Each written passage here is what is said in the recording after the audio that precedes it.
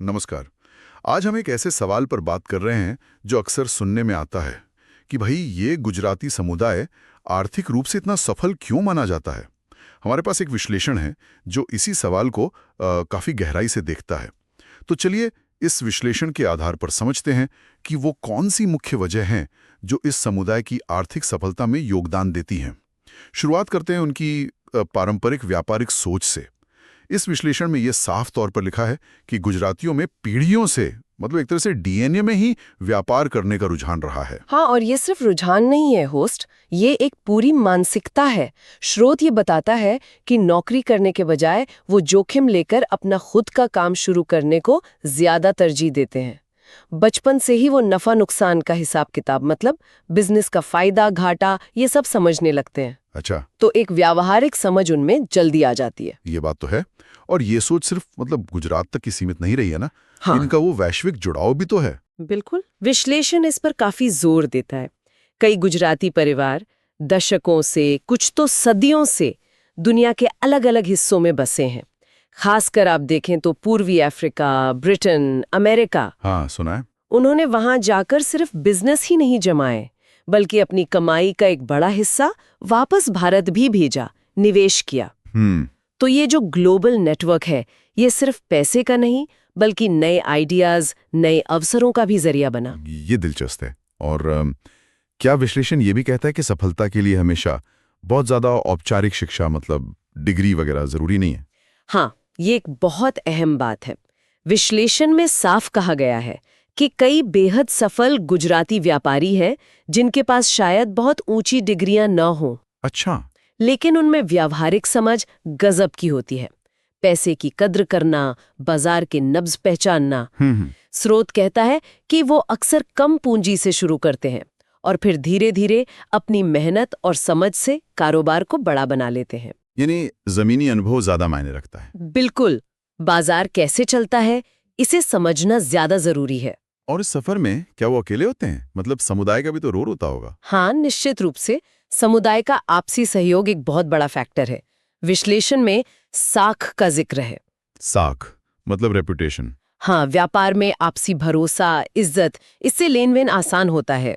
और साथ ही group financing जैसी चीजों का भी जिक्र है। ग्रुप फाइनेंसिंग ये क्या है? मतलब समुदाय के लोग ही मिलकर बिना किसी बैंक के आपस में ही पैसा इकट्ठा करके किसी नए बिजनेस वाले की मदद कर देते हैं। अच्छा, अनौपचारिक रूप से। हाँ बिल्कुल, ये विश्वास पर आधारित सिस्टम है।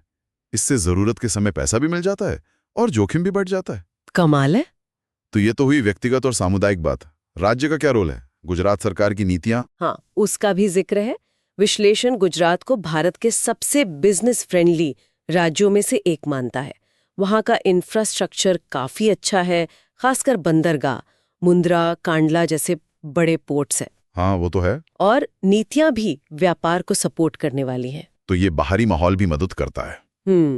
यानी अंदरूनी जज्बा और बाहरी सपोर्ट दोनों मिलकर काम करते हैं। अच्छा, जीवन शैली के बारे में भी कुछ कहा गया है? सादा जीवन, उच्च विचार जैसा कुछ? हाँ बिल्कुल। विश्लेषण में इस बात का जिक्र है कि कई गुजराती परिवारों में दिखावा करने या फिजूल खर्ची से बचने का चलन है। वो बचत और निवेश पर ज्यादा ध्यान देते हैं। अच्छा। ये जो पैसे बचाने की आदत है, इससे पूंजी जमा होती है जिसे फिर वो बिजनेस में लगा सकते हैं या कहीं और निवेश कर सकते हैं। ये एक तरह से सांस्कृतिक मूल्य बन गया है, कह सकते हैं। और निवेश की बात चली है तो विश्लेषण इस पर भी रोशनी डालता है। हाँ बिल्कुल। सोना, जमीन, रियल एस्टेट, इन सब में तो निवेश करते हैं, पर खास तौर पर शेयर बाजार में गुजराती निवेशकों, ट्रेडर्स और ब्रोकर्स की सक्रियता बहुत ज्यादा बताई गई है। हाँ, स्टॉक मार्केट में तो उनका नाम है। स्रोत में कुछ उदाहरण भी दिए हैं। धीरूभाई अंबानी, गौतम अडानी, अजीम प्रेमजी, कोटक परिवार, बड़े नाम है सब। और पालनपुरी जैन हीरा व्यापारी भी। ये सब दिखाते हैं कि व्यापार और निवेश की दुनिया में समुदाय की कितनी गहरी पैठ है। सही बात है। लेकिन यहाँ एक बहुत जरूरी बात है जिस पर स्रोत खास तौर पर जोर देता है। क्या? हमें ये नहीं मान लेना चाहिए कि हर गुजराती अमीर या सफल व्यापारी ही होता है। हाँ, ये तो स्टीरियोटाइप हो जाएगा। बिल्कुल, ये सच नहीं है। समुदाय में हर आर्थिक स्तर के लोग हैं, गरीब भी हैं, मध्यम वर्गीय भी हैं।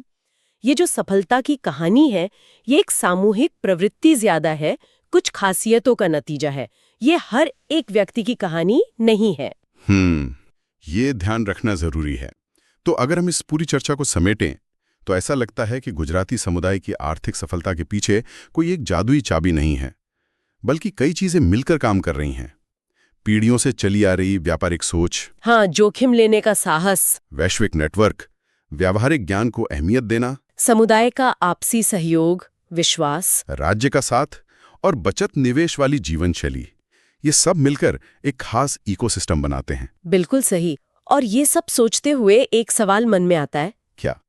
कि ये जो पारंपरिक और सांस्कृतिक ताकतें हैं जिन्होंने अब तक सफलता दिलाई, वो आज के इस बदलते हुए माहौल में, जहां बिजनेस करने के तरीके इतने बदल गए हैं, डिजिटल हो गए हैं, हाँ, सही बात है। तो ये पारंपरिक चीजें भविष्य में कितनी कारगर रहेंगी? क्या इन्हें भी बदलना होगा या ये नए रूप लेंगी? ये वाकई सोचने वाली बात है कि भविष्य में ये तालमेल कैसे बैठेगा।